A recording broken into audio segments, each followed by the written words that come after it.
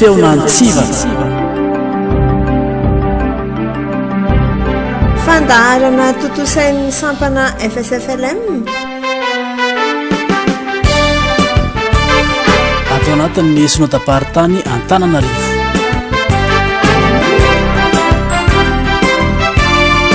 Feonantsivana arahinao eto amin'ny radio teny fiainana isaky ny asabotsy maraina amin'ny 7.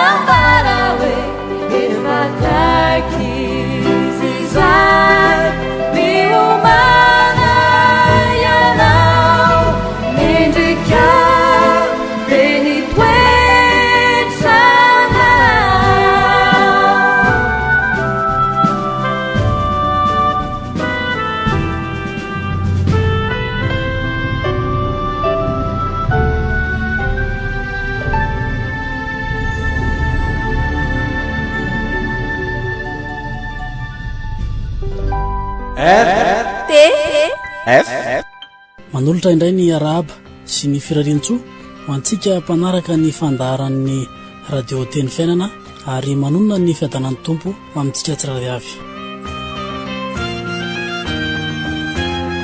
Kimbatsy miangaly sorohitra ranitra izay menadandray no manafana ny fandaharana feonantsiva atolotry ny sampana sokoto amin'ny ity anio ity ary dia manasanareo anaraka ny fandaharana hatramin'ny farany.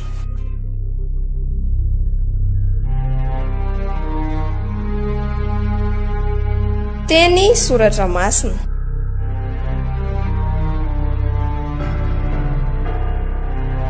mitondra fahalalana, finoana ary fiainana. Mbola araiky vavaka isika dia mbola velompisorona azy Andriamanitra iray zanakary fanamasina fa mbola nitantaninao sy nifimbinao katratra indray izao sabotsy maraina izao dia misaotra ny amin'ny mbola fahafana manatanteraka izao fandaharana izao dia taioa ny mpiandry rehetra izay mino ity fandaharana ity, taio ihany koa ny zavatra izay hoentinay eto tompo mba tena hoe ianao no hibitsika aminay izay zavatra tokony ho teneninay mba tena ho voninahitry naranao dia misaotra indrindra Jesosy Kristy tompo, amen. iaraka andreny teny soratra masina sika zany dia hitantsika amin'ny Matthieu 2:20 andiny 5:20 ka hatramin'ny faraika amby 20. Matthieu 2:20 andiny 5:20 hatramin'ny faraika amby 20 mivaky toy izao amin'ny anaran'i Jesosy. Ary tamin'izany dia lasa ny fariseo ka niarany saina mba hamandrika azy amin'ny teniny. Tena niraka ny mpianany mba amin'ny Herodianina ankeo aminy izy ka nanao hoe, mpampianatra ô, fantatray fa marina ianao ka mampianatra marina ny lalàn'Andriamanitra ary tsy manahy olona satria tsy mba mizatavan'olona. Kolazao aminay ary izay hevitrao, moa mety va ny mandovo vola hetra ho an'ny Kaisara sa tsia? Fa Jesosy nahalala ny faharatsiany dia nanao hoe, nahoana no maka fanahy ahy ianareo ry mpiatsara velatsia? Aseho ihany farantsakely fandoa amin'ny hetra dia nitondrany denaria izy. Ary hoy Jesosy taminy, aniza ity sary soratra ity? Hoy izy taminy, an'ny Kaisara. Dia hoy Jesosy taminy, aloavo an'ny Kaisara ary izay an'ny Kaisara, ary ho an'Andriamanitra izay an'Andriamanitra. Amen.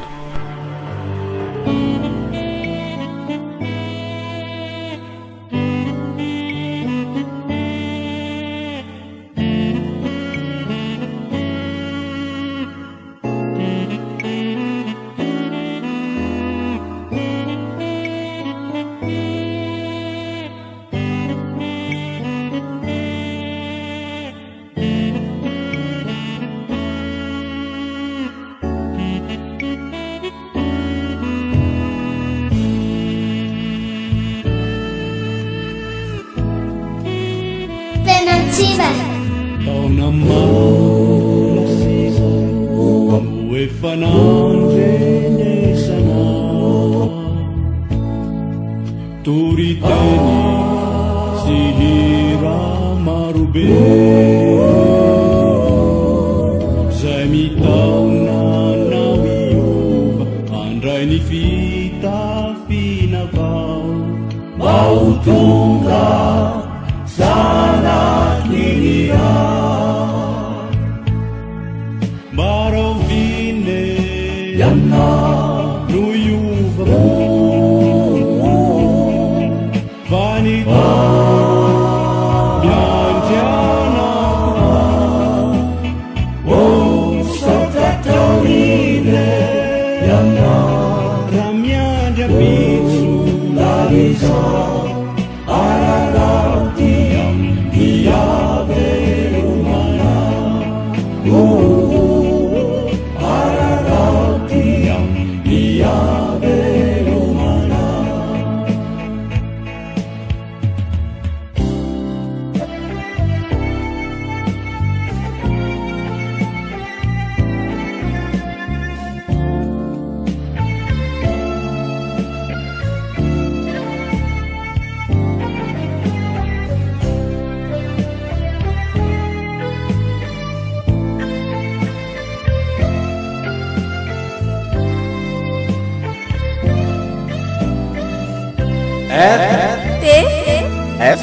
taona maro lasizay no efa nandrenesana toriteny sy hira marobe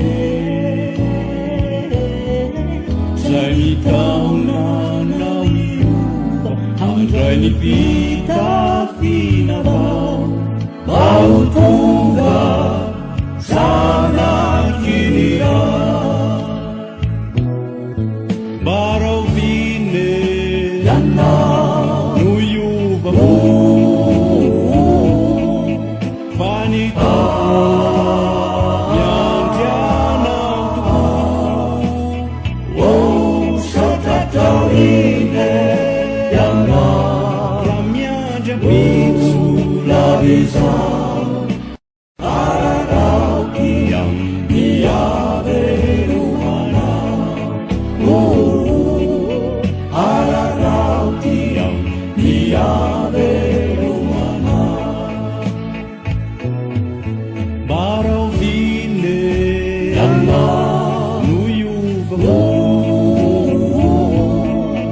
vanita miandiana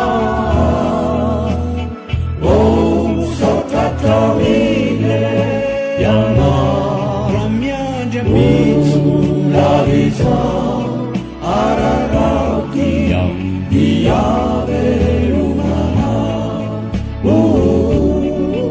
Araraukiam Diave Rumana Ekpakakiam Nyaviri Tumpuna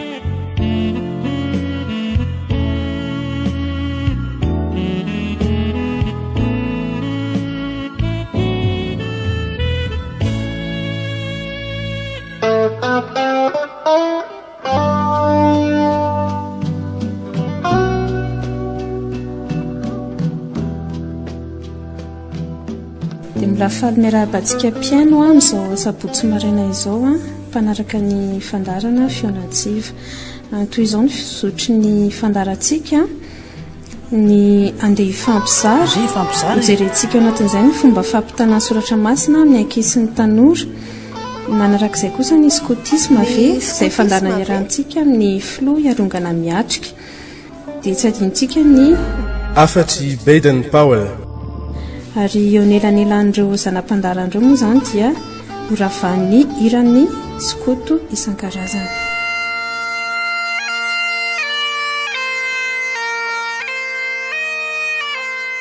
Ny skotisma ve?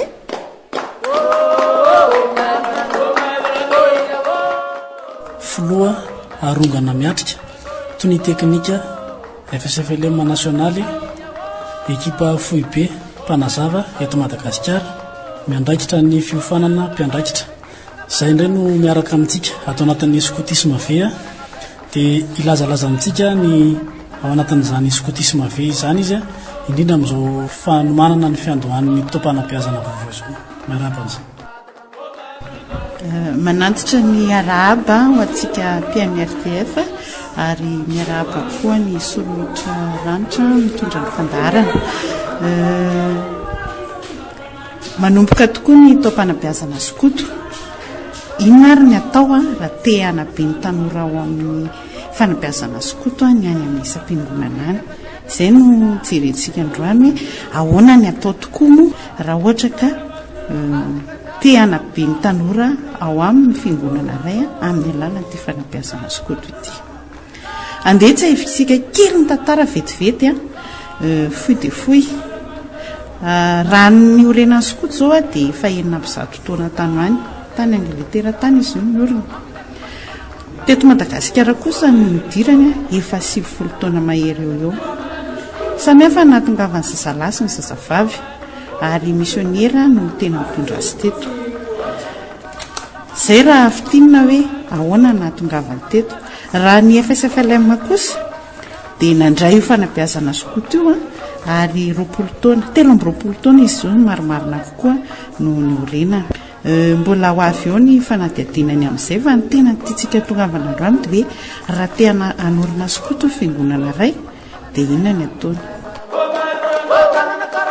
ny isam-piangonana dia afaka manangana fikambanana skoto izany hoe ao amin'ny fitandremana iray raha misy fiangonana 4 na 5 dia samy manana skoto avokoa ny fiangonana tsirairay ao anatin'ny fitandremana io izay aloha fanamariana voalohany ny amin'ny fikambanana skoto ao anatin'ny fiangonana iray io fiangonana io raha te hanangana skoto dia voalohany aloha tsy mainka ataony dia manangana ny atao hoe komite ny skoto ny komite dia misy ray aman-dreny misy diakona ary misy kristianina izay mihevitra fa ilaina tokoa ao anatin'ny fikambanana skoto ao anatin'ny fiangonana ny fananganana io fanabeazana skotisma io mazava loatra fa ny pastora no mitarika izany fananganana skoto izany ao anatin'ny fiangonana anankiray ho jerentsika amin'ny andinidininy manaraka ny amin'ny fananganana komity io fa ny tena antony antsika androany dia hoe ahoana ny ahitana mpanabea na antsoina hoe mpiandraikitra ireo ankizy sy tanora dia azonao. Ny atao hoe mpiandraikitra na mpanabe sokoto dia tanora zazalahy sy zazavavy mihoatra ny 17 taona mpandray fanasan'ny tompo ary vonina tokoa andray andraikitra amin'ny fanabeazana ny ankizy sy ny tanora. Mariako tsara fa misaraka amin'ny fanabeazana ny zazalahy sy ny zazavavy ato amin'ity fanabeazana skotismo ity. Lehilahy 17 taona mihoatra no manabe ny zatovolahy mihoatra ny 12 taona ary vehivavy mihoatra ny 17 taona no manabe ny zazalahy kely latsakeny 12 taona sy ny zazavavy rehetra. Ireo no ilaina ho mpanabea na antsoina hoe mpiandraikitra. Raha mbola tsy nanana zatovolahy na zatovavy nanao skoto mihitsy ny fiangonana dia afaka tsara manangana skoto saingy alefa miofana ireo mpanabea. Ny fiofanana tao dia atolotry ny mpanazava azy ity eto Madagasikara. Misy satsokajy izy io ho an'ny zazalahy izay atao hoe tily eto Madagasikara sy ho an'ny zazavavy izay atao hoe mpanazava eto Madagasikara. Misy ambaratonga ny fiofanana io ka raha mbola tsy nanao skoto mihitsy ny tanora dia misy fiofanana mety atolotra amin'izy ireo. Raha mahamaika antsika tokoa ary ny anangana ity fikambanana skoto ity dia manasa anao hifandray mivantana amin'ny tony any FSFLA Maspianta Pastora Fety Melson mitondra fitandremana amin'ny FLM Matosy.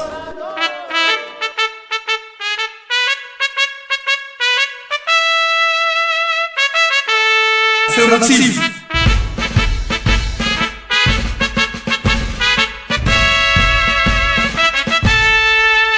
Oritili malagasy marobe manerana izao nosy izao enoy izao novaikiotannatsika re odinna manjamaty anyeke anoko an'Andriamanitra iasa ho an'ny tanindrazana sy ny namana no ireo lalany tiliko raha mbola velona inare.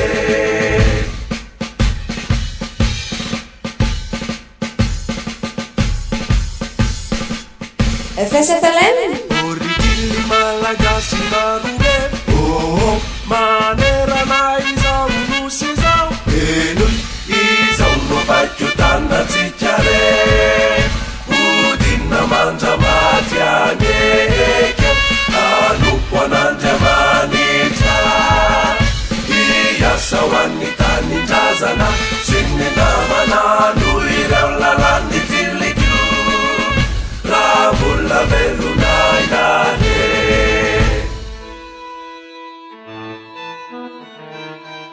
Traikefa haira andeha hifampizara e.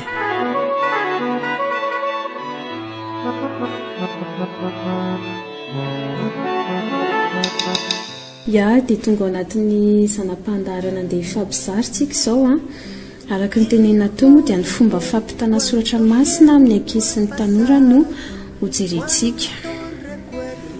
Voalohany indrindra aloha izany dia misy ny atao hoe fiomanana dia ao anatin'izay fiomanana izay moa tsika mila hoe mivavaka mangataka amin'ny fanahy masina mitady ihany koa ny soratra masina ho toriana dia tsara raha ohatra ka hoe mifanaraka amin'ny sahanasa na ny lohahevitra misafidiana.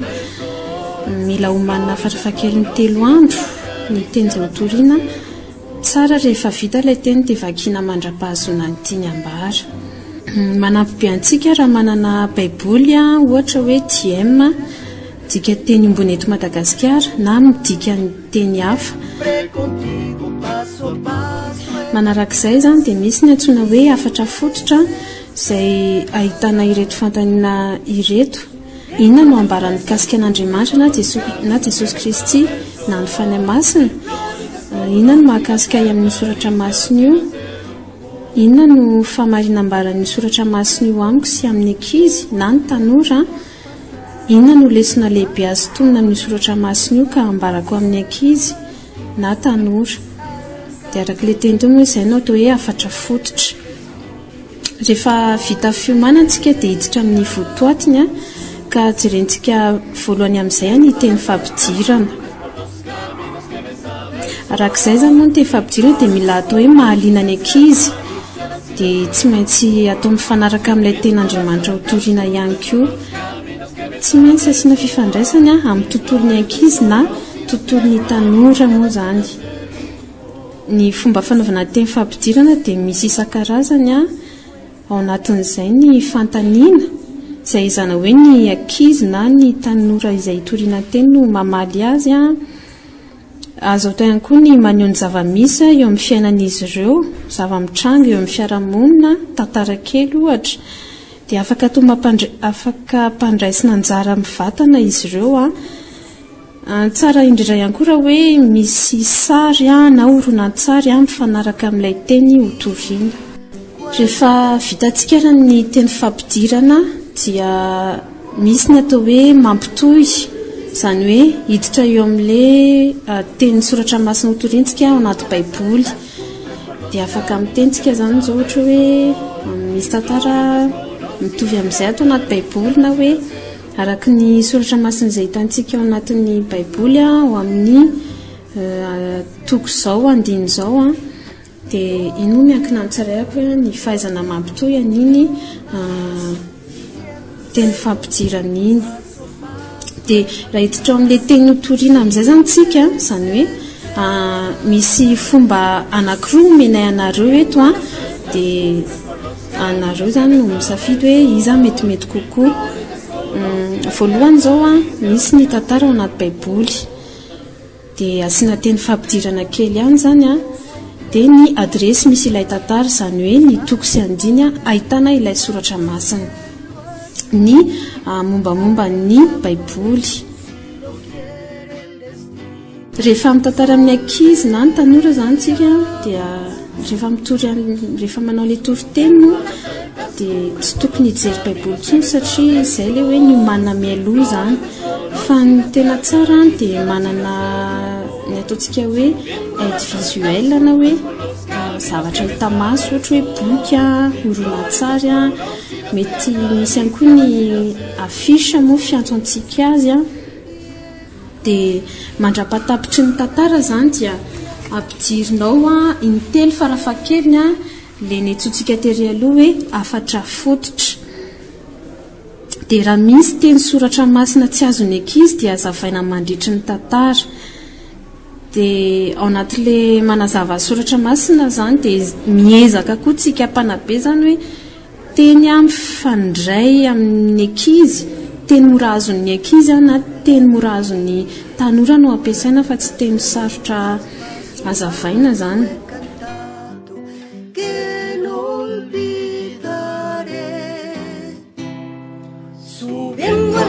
Las cumbres por los caminos que besaba el sol, mil flores desconocidas te acariciaban. Raha izay izany ny fomba voalohany dia ity kosa ny fomba faharoa.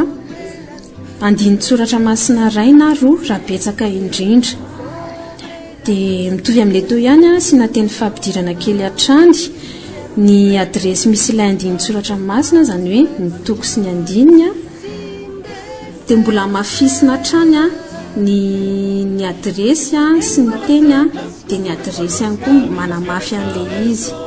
Dia mbola tsara raha mbola misy ilay ohatry ny tenitsika teo hoe zavatra hita maso mba manampy bebe kokoa an'ilay ankizy iny hitazona ary andray an'ilay lesona avy amin'ilay soratra masina tiana ho toriana.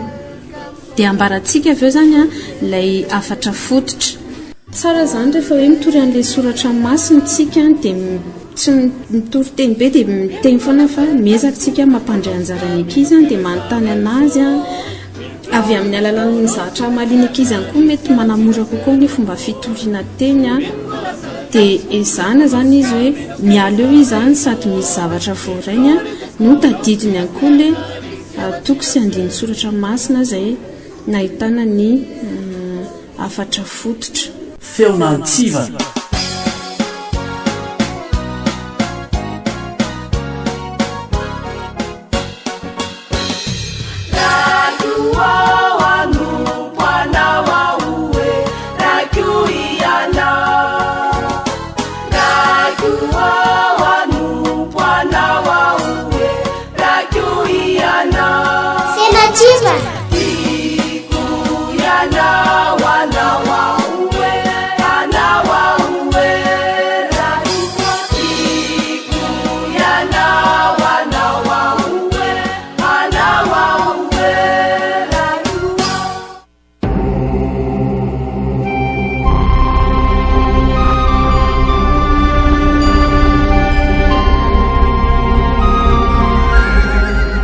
afatry Baden Powell. Arak'izany ny fanabeazana dia tsy tokony hianina fotsiny amin'ny fampianarana ny tovolahy mba ahaizany miala ireo fandrika eo amin'ny fiainana na ampianatra azy antonasa ihany, fa lehibe lavitra noho izany dia tokony hampianatra azy iaina, mampianatra azy ankasitraka ireo akanto ny zava-tsoa rehetra eo amin'ny tontolo misy azy, mampafantatra azy amin'ny alalan'ny zotopo sy ny fiaraha-miasa fa afaka manampy hampandrosoana ny filaminana sy ny fahasambarana eo amin'ny firenena izy, ary ny toe-tsaina tia mifankafantatra eto amin'izao tontolo izao ka amin'ny alalan'izany no andraisany ny anjara fahasambarany mihoatra amin'ireo harena sy fahefana na koa toerana kendrena izay azo antsoina hoe fahombiazana. Afatry Baden Powell. Nosotonina tao amin'ny boky Life Snakes and How to Meet Them na ireo sakana eo amin'ny fiainana sy ny fiatrehana azy, nosoratan'ny Bibi tamin'ny taona 1970. Izano volona atrany anaiky ny tompo anobokasa uvavolomelona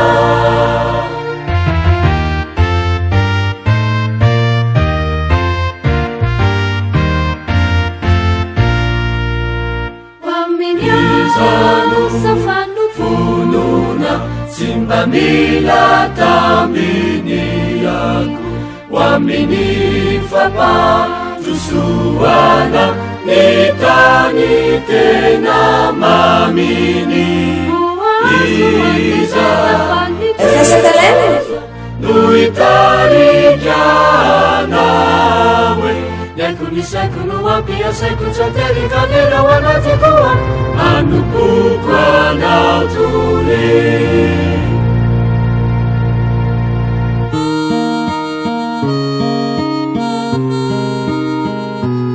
Mivavaka azantsaratra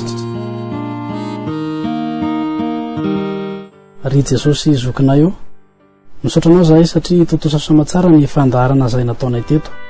Apetraka eo ampelantananao ny fandaharana izay mbola tanterahany eto amin'ny onjam-peo radio teny fiainana ity. Ireo mpiainana tsirairay avy dia mba horakofanao ny fanahinao masina, tarika azy ireo amin'ny asa tsara rehetra. Honorerany ny voninahitra ry Andriamanitra ray zanaka ary fanamasinao. Amen. Faut-il nous quitter sans espoir de retour? Faut-il nous quitter sans espoir de nous revoir un jour?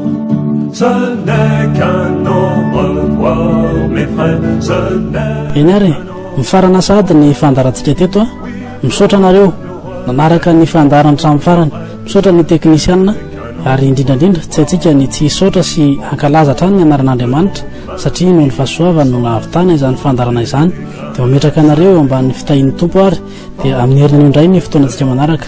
Mandra-peo nare. Veloma Arsea. Feonantsivana. Fandaharana totosain'ny sampana FSFLM. Ato anatin'ny sinodam-paharitany Antananarivo.